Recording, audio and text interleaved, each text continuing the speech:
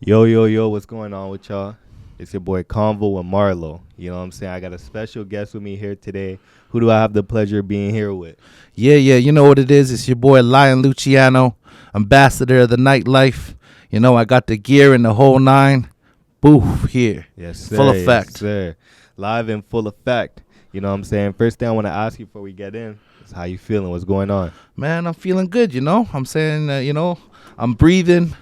Had a strong year, got a bunch of projects coming up that I'm excited about. And, hey, like I said, any day where you got your health and you're breathing is a good day, you know? Real shit, real shit.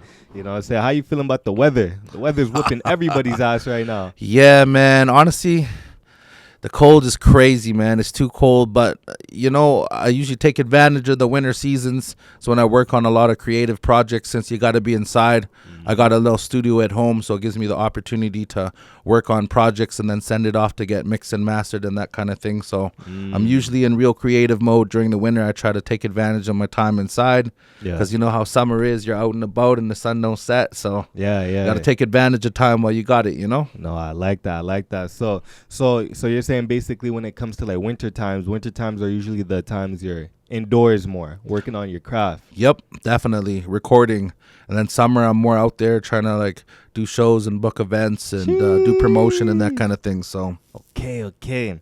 Now, we're in the last week of 2022. You know what I'm saying? Obviously, when this drops, we'll probably be like mid-January. Yep. You know what I'm saying? But January of 2022 to December of 2022, what's the year been like for you? You know what I'm saying? What's the whole journey been like?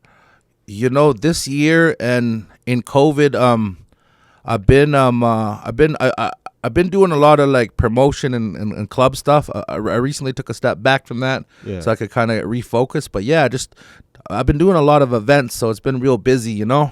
I used to have a Wing Wednesday with my partner, AK Audemars, at Power Lounge on the West End. Yeah. And did a lot of hosting at Boca and, Lux and bunch of different spots. You're tapped in. You're tapped in with a few spots. Yeah, so yeah, they usually hire me to come through and host, and it's me and my boys bring a good crowd, and not only that, kind of gives us a chance to interact with people and also show off our craft, you know. Yeah, no, since I like that. since we're the hosts, we could rap whenever, you know. So it gives us a good chance to interact with the crowd, and I took advantage of that. And a lot of the DJs I worked with got them to play my music. Yeah. Like with the Wednesdays, I kind of had full creative control over the night, you know. So we kind of planned it, and we would hire our DJs, and we would rotate and work with a lot of the different DJs in the city, which was great. So it gave me the opportunity to interact with them and give them my music, and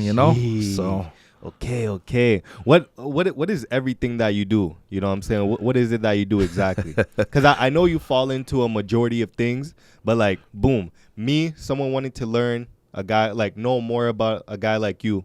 What is it that you do? What would you tell me that you do? Well, I'm an entertainer and promoter, and I guess you could say I'm all around entrepreneur, you know. Okay. But yeah, pretty much kind of started with the music, and I've always been a hustler, so things kind of expanded. I've been doing music since 1998. God damn. My dad's from the Bahamas, so I got dual citizenship, and I grew up over there, and that's kind of where I discovered my love of music. So I've been recording and performing and shooting music videos. And then in 2013, I had the idea to kind of start getting some merch. So we got in some hats and that kind of thing, and then started a clothing brand, which expanded kind of into a full, I'm trying to have like a full lifestyle brand. We got a bunch of accessories, including some of our latest accessories. With the coming of the legalization of cannabis in 2018, I was trying to think, well, how can I take advantage of this without a lot of the overhead? Like to start a shop, there was a lot of politics and hoops you had to jump through. So I'm like, you know what? Fuck it. I'm just going to get some papers, man. Snoop Dogg got some papers. I can have some fucking papers. Shit. So, I got a brand of all hemp rolling papers, and they're actually available in a few different dispensaries across the city. Wow. You could go to Glenora Cannabis, Cannabis Cellar, Mindful Cannabis, Cushy Cannabis, just to name a few off the top of my head. But they're out there in a few stores, and I'm working, Nah, I like that. So So obviously you're kind of heavy into like the weed game. You know what I'm saying? How do you manage to get your papers? How do you manage to get stores? You know what I'm saying? Dispensaries to invest into your paper business and start flipping it for you. Honestly, man, it's just sales, man. I've been a hustler. I've been involved in sales since I was a kid, man. So like, I just literally, I got kind of like a system. I'll go in, 9 out of 10, the manager's not going to be there, or you might luck out. So I go in, I engage the person who's working. I drop them off some samples. I give them my card. I tell them to leave that for the manager. I ask for an email. Yeah. I shoot an email with all my information, and then I find out when the manager is going to be there. I come in, I follow up, find out if they had a chance to try the papers out, and if they seen my email, and then if they didn't, it's a good time to break the ice, meet the manager, and it's just really persistence. Once I meet them, and then either they checked it out or they didn't, and then I'll just ask them, okay, well, I'll pop back next week. Like, when's better? Tuesday, Wednesday, and it's just kind of diligence, just keep popping back in, and you have a good product, and people see you're local. A lot of people want to support, and like I said, it's a good product. I've got a lot of positive feedback, so as well as I got a lot of I have a lot of big endorsements by a few like big reggae stars and different people. So that was dope. I got Louis Rankin before he passed. A lot of y'all know him as Ox or Teddy Bruckshot. Don't romp with me, So yeah, man, it was actually dope. I actually have a song with him where I kind of got him on the intro. So I kind of built a bit of a relationship with him before he passed. I actually had a chance to like fly him down to the Bahamas to do the video for that song. So yeah, it was definitely an interesting process. But the papers is just a steady grind, just in there every day. Sheesh, I like that because so basically getting into that, what was the idea? Like, how did the idea hit you? You know what I'm saying? Because a lot of people are afraid of rejection. This guy might say, nah, he's not messing with it. You know what I'm saying? Honestly, rejection is part of the process. As somebody who has a background in sales, that for approximately every 7 no's, there's one yes, right? So it's just a numbers game, and a no today is not necessarily a no. Yeah. Like I say, persistence. You keep getting in there and keep, eventually, like, I'm going to keep showing up. Yeah. So you might as well just take the papers and call it a day, because I'm going to keep pulling up on you, Yeah. So what's it called? Consistency. 100%. 100%. Okay. Because I'm on the road. I mean, I don't want to speak too much into it because I'm a type of dude, I believe, if you want, manifestation is key. You got to speak into existence. 100%. That's I believe about that too. True. In the same breath, I'm a type of dude, okay, let me not speak on it too much because I might jinx it. You know what I'm saying? Yeah. One thing that I'm really trying to get into is getting a sponsorship, or letting people know that, yo, I'll do this for your company if you could do this back type of thing. But it's like, how do I reach out to them? Yeah, emailing is one, but imagine how many other emails they get too. Honestly, you got to find a way to follow up, man. And my dad always told me the best thing to do is just pull up on people. Yeah. Listen, I could punk an email or I could punk your call, but when, you pull up on me and you're right here, I kind of got to hear some of what you got to say. You have no choice. You're right here. Yeah. So my advice is, if there are local companies in the city, pull up on them. A lot of people like to support. They like shit like this because this is advertisement and promotion for their product. This is them reaching a potential new client base that they might have not had, a new demographic, right? So yeah, just get in there. I say send the email and then pull up on them. Be like, oh, hey, how's it going? I'm so-and-so. Give them your card. Did you receive my email? Yeah. They're already intrigued. They're like, oh, this guy already... and then they're going to feel like shit because they didn't look at it, you know? Yeah. So then, it gives you a chance to break the ice, and then you say, okay, yeah, that's cool. No, I know you're busy. What time's best for me to come and follow back up with you when you have a chance to go through my email, Yeah. And then you give them a chance to go through your thing, and then you pull back up on them again. And then that's when I would try to, try to go for try to go for the sale, Bro, what's crazy is you haven't stuttered once. That's how I know you've been doing this shit. You've been doing this shit for a minute. Oh, yeah, man. Honestly, man, like a lot of people think I'm like little 25 or 28, man. Yeah, honestly, I just turned 40 last October. God damn, yeah, 40. I'm an 80s baby, man. I've been putting in this work, yo. Jeez, you just turned 40. Yeah. So what is that? 82. 82. Oh my. So you really been around for a while. Yeah, man. So you said you was born in the Bahamas. No, actually, I was born here in Edmonton, and when I was 8, my dad moved me to the Bahamas, and I grew up and did high school there, and then came back in '99, and then I've been back and forth like ever since. So from what I know, you know what I'm saying, from people that are from out in places like that, when you get sent there, so boom, you're born here, right? Yeah. When you get sent out there, it's because you did some dumb shit here. Was that the case? You like a bad kid? Was you a You know bad what? kid? Yeah, I was a bad kid, man. I'm not gonna front. I was pretty hyper, and I was kind of fucking up over here. And then my dad was actually starting a business, and he thought it would be good to move me down there for discipline. But not only that, a fresh start, and a new perspective. I was blessed to have my dad in my life. Like shit. When I was 8, he like took me on this when he was setting up his business. He took me on a crazy trip to like New York, and then we stopped in Orlando and did the little Disney World shit before we jumped to the Bahamas. Yeah. So yeah, it was business for him because he had to stop in New York to talk to the main company of the product he was getting and kind of get things set up. And then we got down to the Bahamas, and he had to get his office and kind of get things set up. But it was great for me, big vacation, and at the same time, just the exposure of being traveled. Yeah. It's something about being traveled that just kind of opens your mind to new ideas and new things. My dad kind of taught me, I could do whatever I put my mind to. So now if I want to do something, I just do it. Which works out most of the time, but sometimes it's a bit of a learning curve because I could jump in feet first when maybe I should have researched a couple things, but I kind of find my way through it. Yeah. Damn, no, I like that. So what? I assume you can remember when you first got sent over to the Bahamas. You know what I'm saying? Well, what was that whole experience like? Because obviously, besides the weather, because I know it never snows over there. You don't get anything like that over there.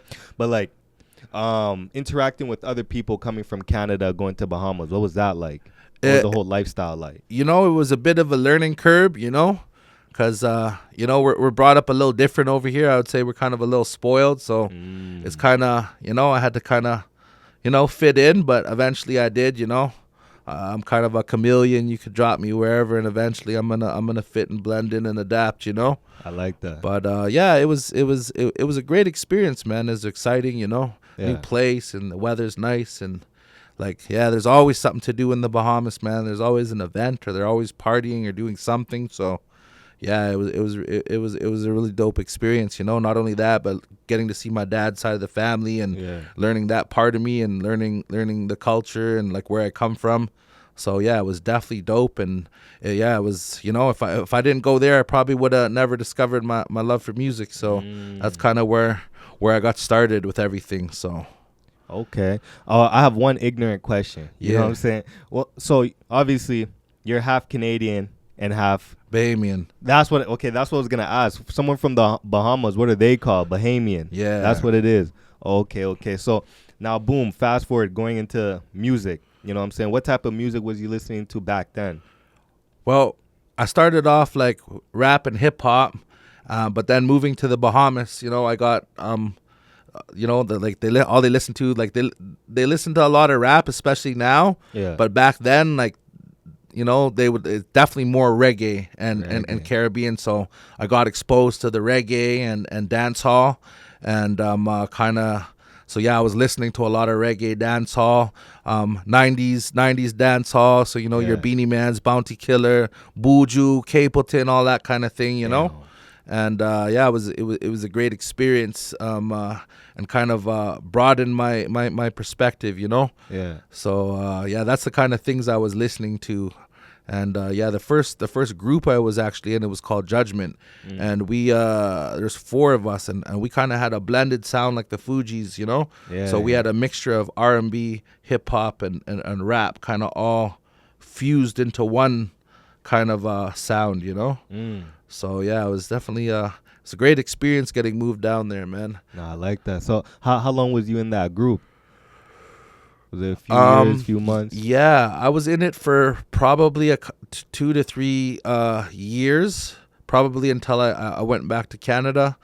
We were blessed. We were down there for a bit, and then some guy ran into us that loved music and had money, so he kind of managed us and paid for our first demo. And we recorded 12 songs. Sheesh. And then my dad's company was doing all right, so I remember he paid for a couple, and I did 1 or 2 solo songs. So I actually had the chance to get in a studio and record professionally. And yeah, you know, we opened a lot of concerts, and a couple of our songs played on mainstream radio over there back in 98 and 99. So that was definitely a blessing, you know? Yeah. Damn. So boom. You spent a few times in Bahamas. Now it's time for you to come back. Did the type of music you was listening to kind of shift, or did you manage to bring what you knew over there over here? Yeah, pretty much. So I continued to, you know, listen to the reggae dance hall, and you know, something that I love and listen to this day, you know. And but still, you know, hip hop and rap and R&B and that kind of thing. So yeah, I was definitely able to bring it with me. I came back here in 99. Yeah. Actually, I was sent back. I got in shit. Yeah. So my dad had a company, and like they had these crazy little small like vans. Yeah. So he had a couple of those for his company, and it was my birthday, my 17th birthday, and my cousins were the bouncers at this club. So I fucking went over there, drove my dad's, because my dad gave me an extra key. Sometimes he'd forget it, or it's in case he locked himself out. So yeah, man, I took that shit to the club, and I got all fucked up. And then I was going to this after spot that has like food and shit, you know, to get some food and go home. And on the way there, I fucking crashed. But it's my luck, not any fucking crash. I crashed into the fucking police station of all places. Yeah. So like I cost the world a trouble for my dad, you know. Yeah. Luckily, my dad had a little bit of paper, but like I don't know what it cost him, but I know he definitely had to pay some bills to kind of smooth out that situation, you know. Did you get your ass whooped or what? Oh, of course. Of course. What? Like honestly. Yeah. Fuck, like, yeah, it wasn't that bad though, cause like I was pretty fucked up, you know. Yeah. But definitely, I grew up getting my ass whipped, man. Most def. You know, my dukes, they would beat my ass religiously. Obviously, when I do dumb shit, you know what I'm saying? Honestly, man, the kids need a little more of that, you know. Like, I feel like, you know, like spare the rod, spoil the child. But it's real talk. All these kids are spoiled. You can't do nothing. You can't touch them. Oh, I'm gonna call the hotline. Mommy, you're abusing me. Like, you know, and like, the parent is gone for a hot minute. Or like, fuck you, mom. What? Like, my mom was white. My mom would box my ass. What? Can't do none of that shit, man. My mom would box me, yo. My mom was like 5'6", yo. And she'll still drop you. What? It's still. Yeah, nah, so trust me. Grow up learning respect, man, you know? First coming into Canada, bro, let me tell you. I didn't know about kids talking back to their parents until I got here. You know what I'm saying? There was this homie that I met. You know what I'm saying? I'm like 5 months into Canada. I go over to his place. We're playing the GameCube. We're playing Super Mario Sunshine on the GameCube. You know what I'm saying? As we're playing, his mom calls him. Ooh, come upstairs. On everything I love, he goes straight like this. I'll be up there in a bit. She says, no, come upstairs now. On everything I love, this nigga goes, I said I'll be up there in a bit. He dropped his voice. Mom comes downstairs. I stopped playing. He's like, no, let's keep playing. I'm like, nah, bro, she's about to whoop your ass. The nigga started laughing. He's like, whoop my ass. I wish. Bro, we're 11. He's like, I wish. I'm like, what? So, bro, I'm sitting right there. I'm waiting to see what happens. She comes up. She comes down. She's like, I said come upstairs. Just does that. Waves his hand to her. Yo, already would have been dead. I would have been dead. I'm waiting. Funeral. I'm waiting for the ass whoop, and she goes, you know what? I'll let your dad deal with you. Dad did nothing. What? And I'm like, yo, y'all got it like that. Mom would have fucked you up. Dad come home. Dad's fucking you up. Boy, don't let auntie or fucking uncle here. They're fucking you up too. Yo, I would have got. I can't even tell you what would have happened. But just what you're saying is true. Is like kids nowadays. Or like not even kids, people my age nowadays, a little bit younger, they could say do what they want because they know they have the world at the tip of their finger. Oh, yo, my mom just put her hands on me. mom's doing 8 months in jail for some little Yeah, petty. dumb shit, you know. Like I believe in discipline and spanking. Like even when because I went to school in the Bahamas and like yo, it's uniforms and shit. You gotta have your tie, your shit on point, and like yo, you act up or fuck around, they're gonna beat your ass in school. And the parents sign the form. There's a waiver. My dad signed that shit, man. Yeah, man. They fucking hit you in your palm with like rulers or meter sticks. Yeah. That shit fucking hurt, man. Damn. And trust me, there's a little nerve in your hand, man.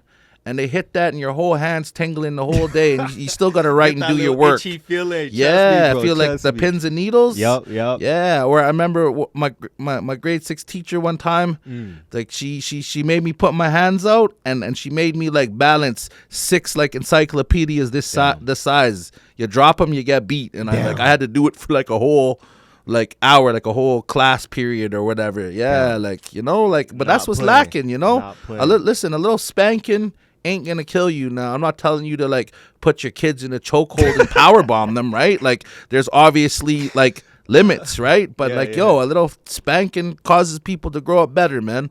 Nothing's wrong with a little discipline. High key. You know what I mean? And you do it, like the thing is you do it from young.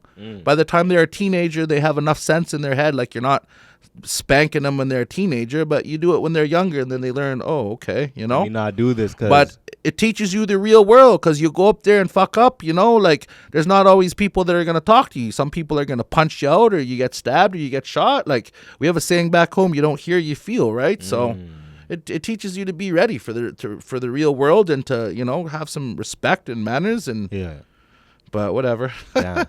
Yeah, I gotta say one thing I am hella like I envy you for. I'm so jealous about is that you got to experience the 90s. You know what I'm saying? Like you actually got to live through it, type of thing. Me, I was born in 98, like the last week of 98, going into 99, 2000. So what I want to ask you is like, what was that era like? Because in 92, you're 10 years old, right? Yeah, you're about 10. Yeah. So you're old enough to know what's going on. You know what I'm saying? You might not have like full sense of it, but like you could probably remember that far. What was that whole era like? You know what I'm saying? Yo, honestly, the 90s and like late 80s was dope, man. Shit was like a lot more relaxed and shit, you know? You know, as a kid, I'd be out riding my bike till like late, whatever, you know? Like, I don't know, things are just a lot more relaxed, you know, than it is, you know? Now we're so scared of everything, and, you know, we're so careful on what we say. We might offend somebody. Like, fuck, sometimes it's good to fucking offend people, like, you know, not in a bad way, but... You know, sometimes you just got to say what you got to say, you know?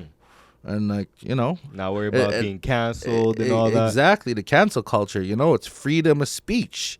It's still in the constitutions and the articles of freedoms of many different countries, right? So, like, you know, but it's almost these days it don't exist. You got to watch what you got to say, you know? And you should have freedom of expression, and, you know, you should be able to live your life the way you want to live it without people pushing their agenda on you. You know, that's all I want to really, that's a whole can of worms right there. But I mean, everybody should be able to live, do what they want to do without, you know, worried about, you know, any forms of like, you know, stereotyping, I guess. For lack of better words, you know, like you should be able to live your life and do what you want to do, as long as you're not fucking with somebody else's life or hurting somebody else, you know? Oh no, I feel that. You know what I mean? But yeah, there was a lot more freedom of everything back then, and things were relaxed, and fuck, music was dope, and like, yeah, you know, I grew up a good portion of the 90s in the Bahamas. So this is all before the internet era. You know yeah, man. Listen, like there was internet, but there was something called fucking AOL, man, and MSN Messenger. I know what MSN Messenger is. MSN Messenger is like just a little chat thing, and like, you know, that's where you get your little chat and holler at some bitches, and like, yeah, and then so AOL, it's called AOL America Online.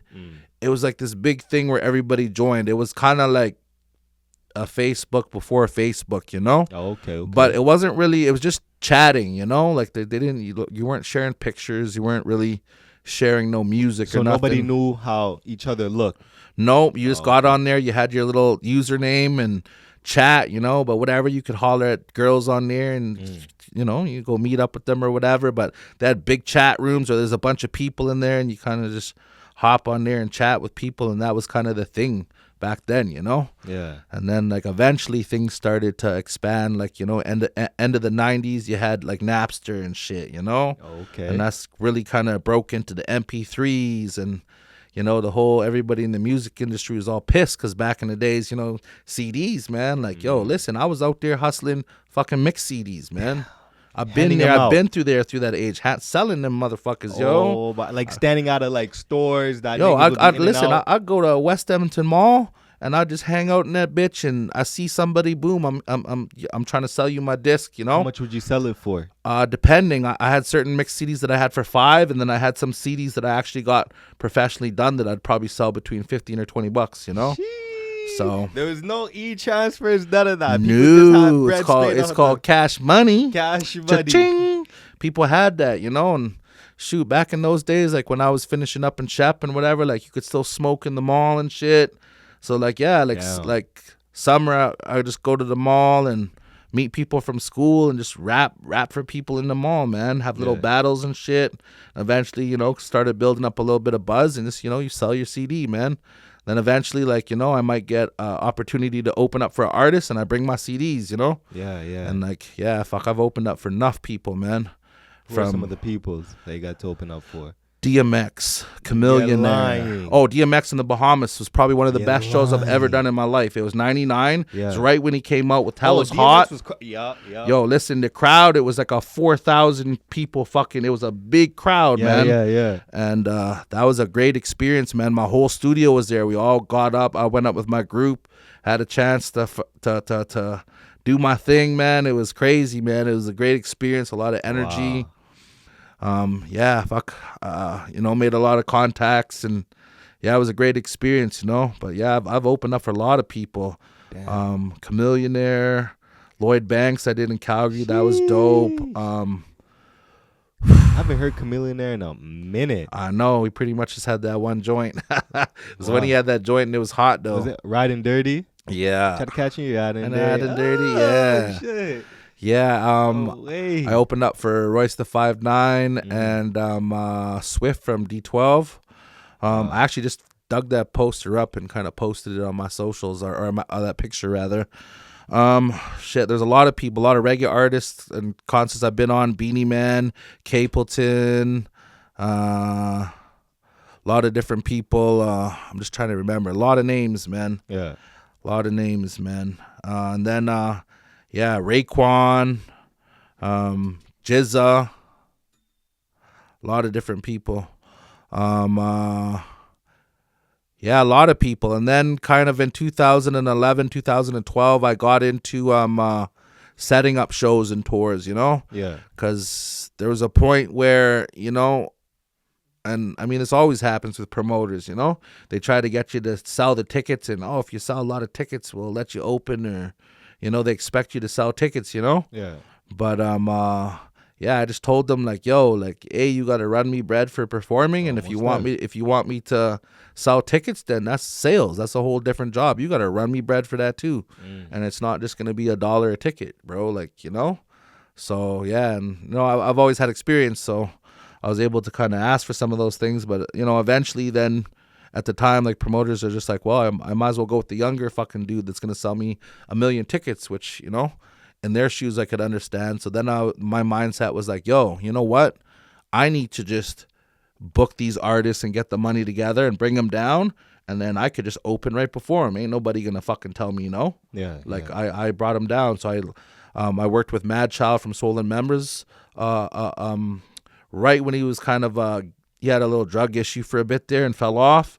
And then right when he was getting back on, I was kind of his Alberta tour rep for a little bit. Yeah, so I set up a lot of shows for him here in Alberta with like Mocha Only and Young Cash and the Battle Axe guys. We did Edmonton, Red Deer. I did Red Deer a couple times.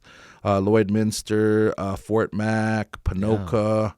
So, yeah, I had the opportunity to go perform with these guys and open up and actually have a few songs with Mad Child and also got Slain from La Coca Nostra, one of the shows he was on. So, yeah, I have a few major collaborations with some big artists. I also have I'm not sure if you're familiar with Joel Ortiz from Slaughterhouse. No.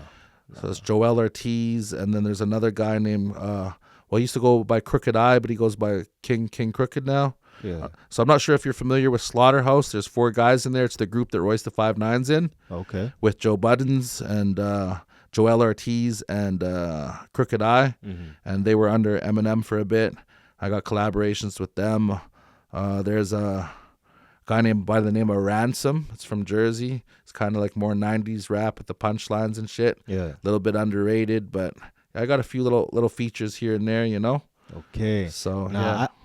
I love to hear shit like this because it's like, damn, you've been around, you've been tapped in with a lot of people, and it's like you probably have stories for days. Oh, yeah. Stories for days. We could talk for hours, man. Hours. Now, just a little bit ago, you was talking about how, I think it was right before the cameras came on, you've been on a lot of radio stations too. You know what I'm saying? What are some of those feelings like? Because there's kind of a look you have to have where when you're talking to a rap group, you got to be just as serious, but, you could probably joke around with them, kind of cuss a little bit more, let loose. You know what I'm saying?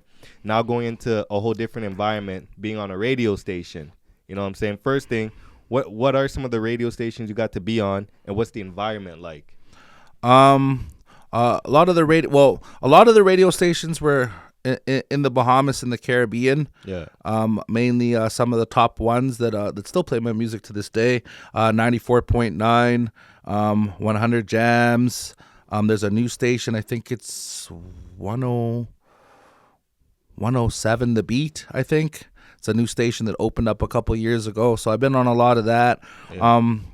And then in the early 2000s, I actually kind of had a PR lady that I would pay that was up here that would get me radio interviews and stuff in the Caribbean. I was trying to keep my relevance down there while I was up here. So there's a lot of other radio stations that I did interviews for, a couple in the UK and a couple in different islands in the Caribbean, I can't really remember offhand, but there's been a few.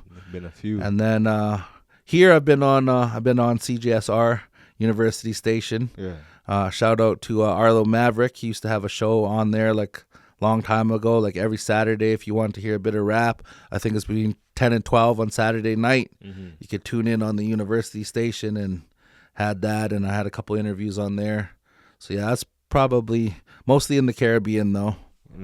And the Bahamas. Now, what's the environment like? The environment, well, it's probably serious. It's a radio station, so it's professional. So Professionalism, yeah. You could still interview and have fun and joke, but you cannot cuss because it's live flicking radio. People are tuned in, so you got to really kind of make sure you're on point as far as not cussing, but other than that, all of the experiences have been relaxed, or maybe for me, because I'm relaxed talking or being on camera or that kind of thing. So main thing is just don't cuss, right? Don't cuss. I think that's why, because to me, you might think different, but to me, I feel like there's a crazy difference between podcast and radio. Big time. You know what I'm saying? Because I feel like on podcasts, obviously there's a camera. Some radio stations have cameras, some don't. Yeah. But it's you get to speak freely majority of the time until that whole cancellation shit starts happening.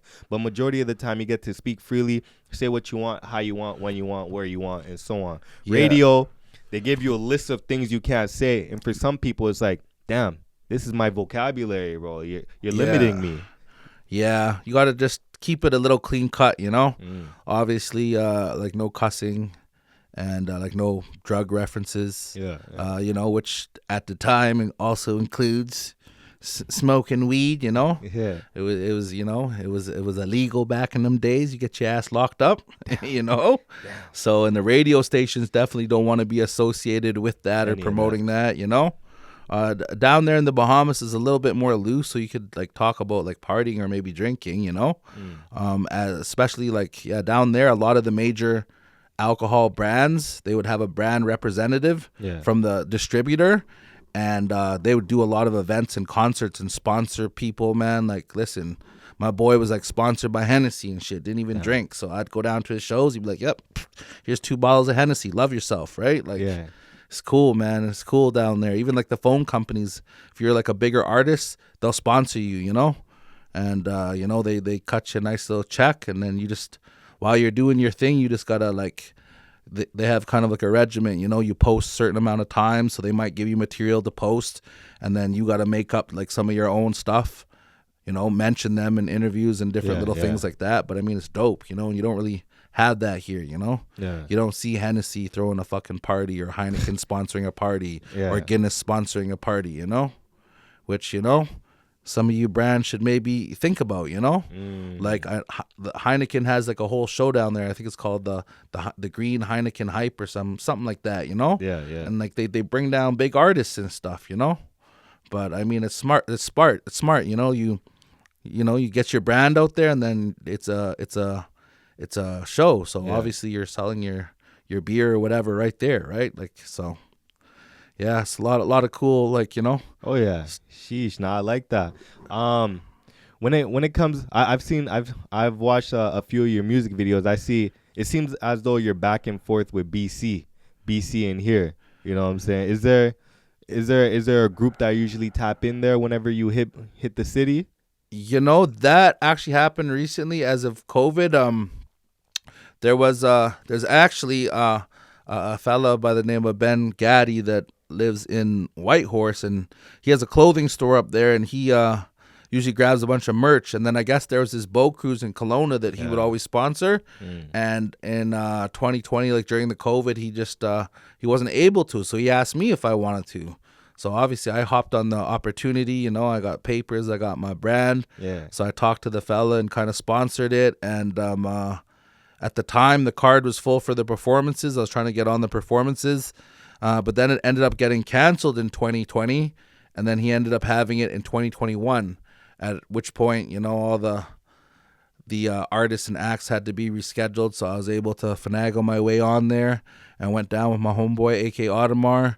And we pretty much like sponsored the cruise and got the opportunity to you know, work with some artists down there. Big shouts out to Donnie Cross and to the homeboy Leo Flowers. So yeah, every year, you know, usually go over there and do that. So that's kind of how I got tapped in on the little BC side. We usually jump over there to Kelowna at least once a year and kind of do a little boat cruise thing. Yeah, it's fun, man. It's dope. Chilling. Yeah, super dope, you know. Man, it sounds like you just been having fun for the past little bit. Oh yeah. Damn. Definitely. So do you work a 9 to 5, or is this all basically your 9 to 5? Pretty much, man. Like I have my own companies. Me and a partner. I have a carpet cleaning company. I've had that since 2014, and like you own it. Yeah, well, co-own with one of my homeboys. And then with the same partner, I also have a construction renovations company. So we do commercial and residential renovations and construction, anything ranging from building a deck or a fence to a full, you know, demolishing and redoing the inside of a building kind of thing. So that's kind of a little bit more of the breadwinning, but then also I have the entertainment and my clothing line and my papers, you know. So I do that on the side and hustle that, and you know, I'm Blast Entertainment pays, you know, like I said, I get booked to host parties and it's like, and to come out and rap, so I get paid to do that. Bro, it's crazy because it's like, damn, you got like 8 different streams of income.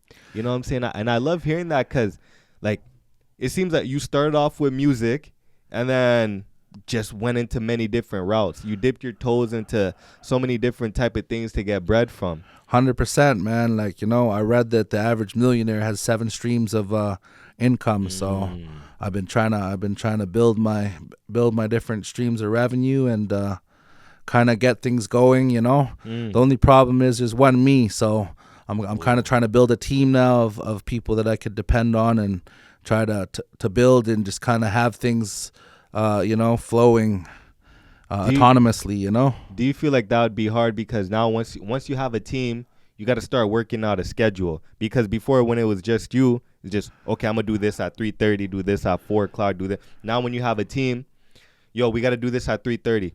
Oh, okay, but I got this to do. Can we make it at 4:50? You know what I'm saying? You got to work around that type of schedule and come to a compromise. You know what I'm saying? Do you feel like that may be a hurdle, something of difficulty? It's definitely a learning curve, but you learn to work around it, No, Steph. just try to learn, working as a team rather than myself, which is probably the biggest learning curve. I'm so used to doing everything myself, So when you're doing it, it's getting done. But I mean, like I said, I'm only one person, so it becomes overwhelming, Exactly. But yeah, you learn to work around people's schedule and make it happen, Oh, yeah. That's part of the learning curve and part of growing. But yeah, you kind of, I guess, learn management skills pretty much, so to speak. Okay. Now that we're going into the New Year's, 2023, what are some of the things, some goals that you have set out for yourself that you would like to hit? Well, definitely I'm working on expanding the brand. I have some toques coming. Yes, I'm going to be having some full sweatsuits coming right away. Also working on a bunch of T-shirts and stuff for the spring. I want to be able to expand my brand and get out there in some different cities. There's a few other stores kind of abroad that carry my brand. One in Saskatoon called Shop 306 that have some of my hats and merch, and they're located in Saskatoon, Regina, and they also own a shop in Kelowna called Hype Elevated Sports, I believe, Yeah. So, but yeah, just definitely to get out there, expand my brand and my footprint, musically and with my merch and products, like I said, the music opens the doors, so that's kind of the goals. Work on some more music. I'm trying to release at least 2 EPs. I got one that's halfway done that I've been working on, a new one. Yeah. And I also have a kind of an old school one with kind of all my features with some of the rappers from the 90s and that kind of stuff. And yeah, definitely to get back into, I want to get back into more events. I'm kind of taking a step away from the club and kind of getting more into the events and the parties and hopefully some concerts, The last concert I threw was in 2014 when I brought AZ and Cormega down. I'm not sure if you're familiar with them. They're 90s rappers. You ever heard of The Firm? The Firm, never. No. See, I'm dating myself. I gotta tap in. Okay, you know Nas? Of course. All right, you ever heard that record? Life's a bitch and then you die. That's why we smoke lie. The guy featured on that is AZ. Oh. So he's out of Queens. And they had a little group. It didn't really do too good. It was called The Firm. Yeah. But it was Nas, Foxy Brown, AZ, Cormega. And then I think Cormega got locked up and they replaced him with this fella named Nature. Yeah. But so it was this group from the East Coast and it was actually Dr. Dre did all the production. Damn. So they were trying to kind of do a crossover thing. Yeah. The concept was dope, but it just didn't really catch the momentum, so to speak, So anyways, I fell off. I brought AZ and Cormega down in 2014. That was a dope show at the Starlight. Had about 500 people, and I actually got the chance to do records with them as well. Yeah. When they were down, that was kind of my secret too. Is if I'm bringing you in for a show, and we're already breaking that bread, then once you're here, I'm just I got a little extra dough. Let's slide in the studio, Yeah. So. Could definitely probably work a deal or get guys a little cheaper once you're doing business together. Oh yeah. So yeah, just I wish I had shot videos when I did. Oh, it was just audio. Yeah, straight audio. It's kind of in the 2000s and stuff, right? So I mean, we're more of a visual society, especially when you hit the late end of 2000s and into the 2010s up to now. Everything's kind of you want to see something when you're listening to it. You want to see it, yeah. One thing I've always been curious about, when you book people, when you book people to come into your city, how is that process like? You know what I'm saying? Well, you gotta identify their management team because you never really speak to them directly until you're picking them up. Team. So you hit up their management, and then you pretty much just gotta hit them up and find out what their cost. They'll have a cost, and then you have to pay for their flight, and take The care of their flight, the transport. hotel. Oh, everything. Hotel. Damn. You take care of something called per diem, which is if you have them here for 2 days, they need to eat food and have money in their pocket. So you got to give them a per diem, which could be range anywhere from $50 to $100 US usually. And that's just money to go eat and do whatever. Yeah. At the show, you got to provide their bottles. Make sure they got shit to drink. Some of them might want some weed to smoke or have some other little requests. So that's called the rider. And that's like a contract. So once you establish that, figure out like what they want and their cost, then usually you send 50% along with the signed contract, and then you sign the contract with the management team. And then once you got the paperwork signed, then you're a go, right? You build your flyers, you start promoting, you do your thing, Jeez. So that's kind of the process behind booking an artist, What does the bread usually look like? Shit, man. Like, how much do you usually catch yourself paying some of these guys? Like, what's the margin? Where does it fall into? It could go anywhere from, realistically, it could go anywhere from 2,000 to 100,000, But now, mind you, I'm not bringing in that's like a Jay-Z or something, I don't got. Well, actually, I think Jay-Z's $250,000, to be honest with you. But like your 2 Chainz or something is like 120. You know what I mean? Like certain artists, I think Fab's between 35 to 50, and this is US too, mind you. Damn. So you got to add in that little conversion. So that's another thing that makes shows tough here. It's not only the conversion, but you got to consider the demographic. In other words, how much people are here. So you have a place like Toronto, you know what I mean, where you could bring an artist and there's enough people that if you promote it good and they pull up and you have a packed thing, you're going to have a good event, But like for me to, let's say I wanted to bring in Fabulous and he's 35 to 50 racks, right? I got to think, okay, he's an older artist. How many people are going to come out? This is Edmonton. Yeah. I'll be lucky if I could fill a spot with 500-600 people for Fab, even though he's a sick fucking artist, know? Whereas if I was in Toronto, I'd have better luck, but there's 5 million people there. Yeah. See the difference? Then I got to figure, am I going to make my money back? If I'm running 35 to 50 US plus the flights, and then sometimes with these big guys, they don't travel by themselves. They might pull up with 5 or 6 people with their crew. And you got to put all them motherfuckers up too. Feed them, drive them around, make sure they're in a telly and they're straight. You know what I mean? Oh, that makes... Okay, what you just said just made sense because there was a basketball player that I hit up a few months back, and he said to me, do you put up? My nigga, I'm new into this whole like business thing, whatever you want to call it. So when he said put up, what do you mean? You know what I'm saying? I had no idea what that shit meant, but now that makes sense. So when someone says put up, that means pay for the hotel, like pay for them to come to you. Pretty much. You got to fly them in and take care of their... I just lost someone good then because I didn't know what the hell that meant. You could probably, I don't know. You might be able to hit them back up, maybe. Yeah. I'll hit him back, but now that all makes sense because when this guy was talking about put, and the thing is he's a basketball player and put up is that's a basketball thing. So I'm like, bro, what are you talking? We're talking about an interview. Why are you talking about the game? Yeah. So I was kind of lost, but that makes sense. No doubt. Yeah, he might have been referring to that. So, but yeah, that's kind of the process. And then you got to figure like, fuck, am I going to make my money back? Is it even worth it? Yeah. So a lot of shows you might even want to do here, like it don't even make sense just because of, like, okay, let's do the math. 500 people, like, and I got to make back like 35. So that's probably going to be like maybe 40, 42K, like, plus all the expenses. Maybe you're looking at 45, 47K, Yeah. And then like, fuck, so what? I got to charge like $100 tickets to try to make my money back. Damn. Or $120 tickets. Yeah. But then you got to think, like, who's going to fucking actually pay that, right?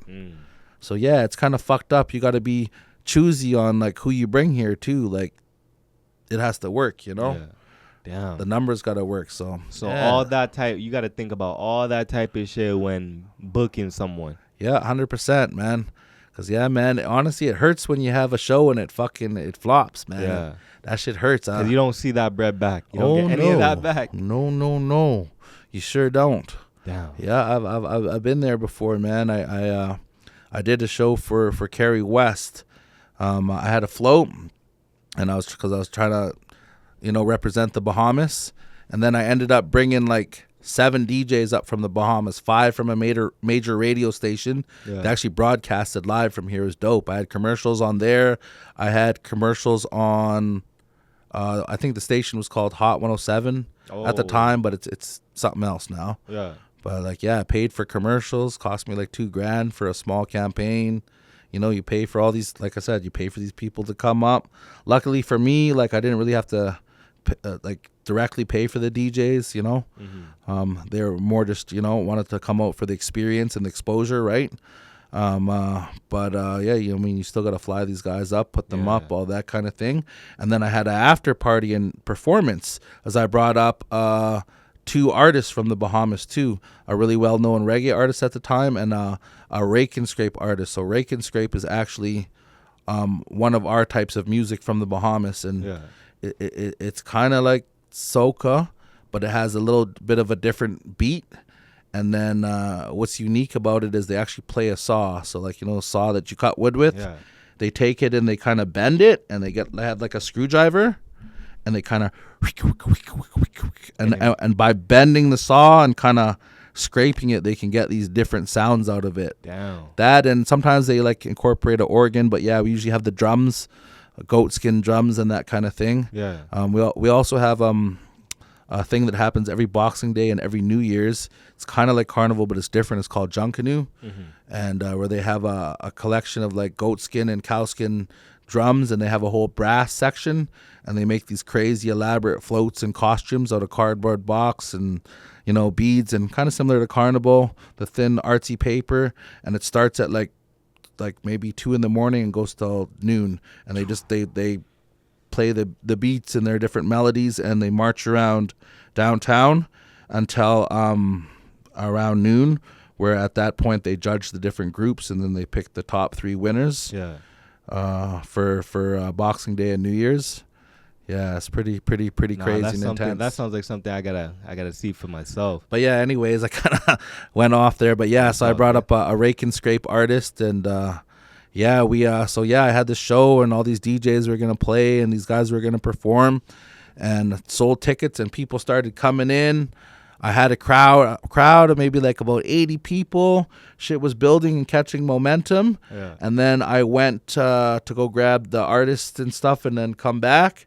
And then, on the way back, I guess before I got there, the police came in, hassled somebody. Somebody had a curfew or something and got busted and got arrested.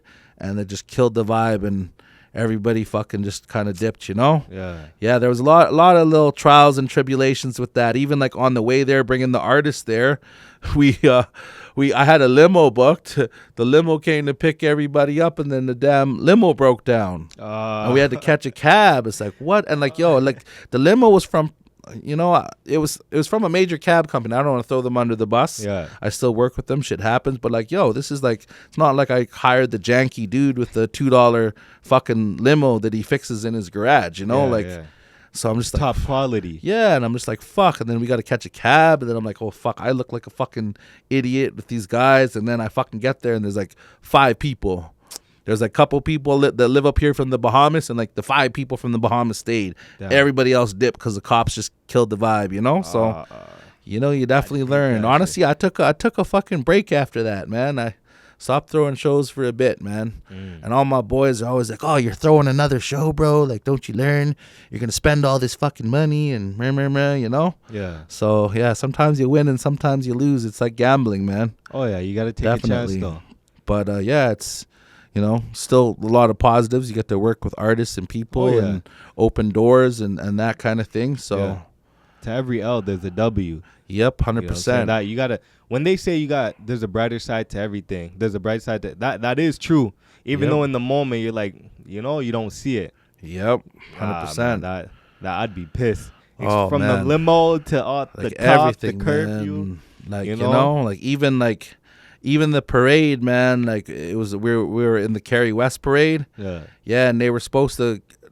I paid all my money. I thought I was going to get a float, but it's kind of like they have people volunteer trucks and shit, a lot of the shit too.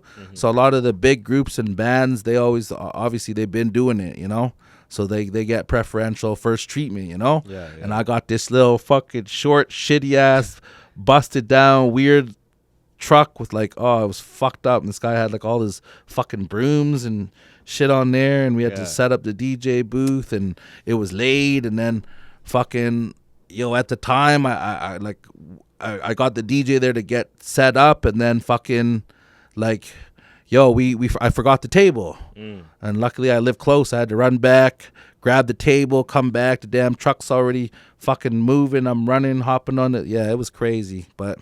The parade was actually dope. We got it rocking, and that was a dope experience to be part of Cary West. Shout outs and big ups to them. Oh yeah. Yeah. Usually nowadays I try to get a little tent in there. Yeah. And to sell my merch.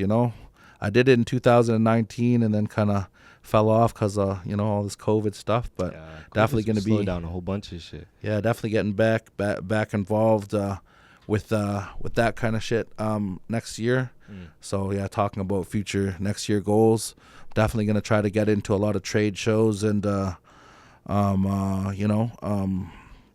festivals and that kind of thing. Not only for merch but for performances where I can get in. So. I like that. So a lot of good shit to come of 23. It sounds like you're gonna be off to a good ass start. Oh yeah, honestly, I've been planning my year.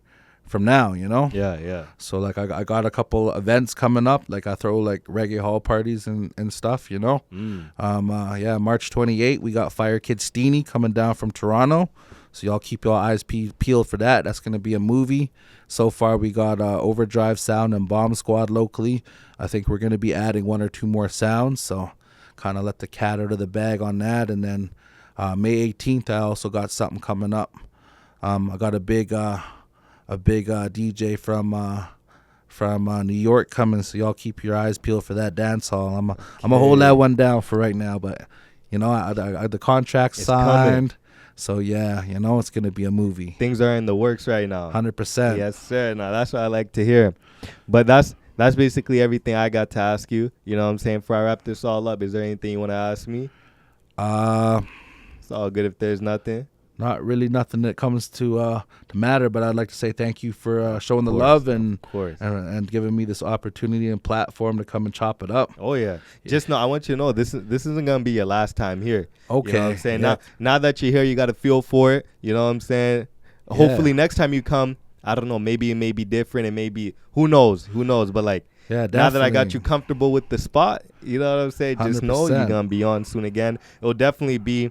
Maybe spring to summertime of 23. That's cool because I got a lot of stuff. Not only those events, I got some fashion shows planned for this year. I actually did one here in December, my first fashion show. Yeah. So that was pretty dope. You know what I mean? Experience. So like, yeah, I got lots of stuff coming up. So I always got lots to talk about, man. I can sit here and talk for hours. My first time whenever I have someone on is always like to get to know them. The second time I have them on, boom, it's straight to business. Because you saw how I was hopping from Bahamas to this to that, just everything. Now next time I have you on, we'll be like straight.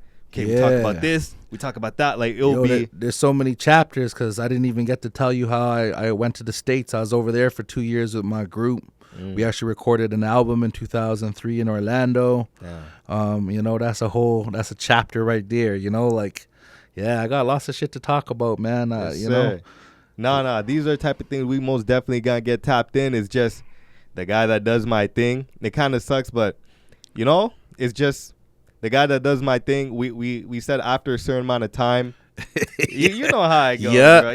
That's all right. Y'all gotta stay tuned for part 2. No, most definitely a part 2 is coming. It's just niggas gotta try to work these type of things out. 100%. You know what I'm saying? But bro, I want to thank you for coming on. You know what I'm saying? I'm happy that you came on, and Big it's like. up.